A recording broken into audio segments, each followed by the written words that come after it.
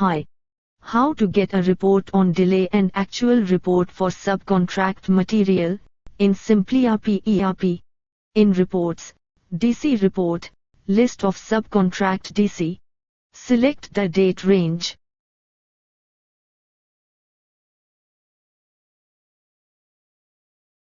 In the top there is a link for subcontract DC with GRN breakdown report. Click that.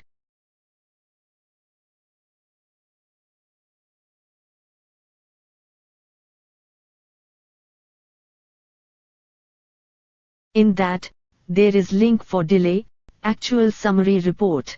In that you can see the summary of delayed quantity supplied and actual quantity supplied against each delivery challan.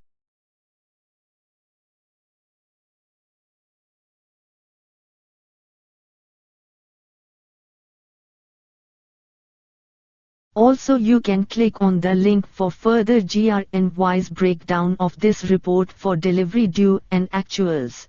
simpliRP is the easiest way for your subcontract management. Thank you.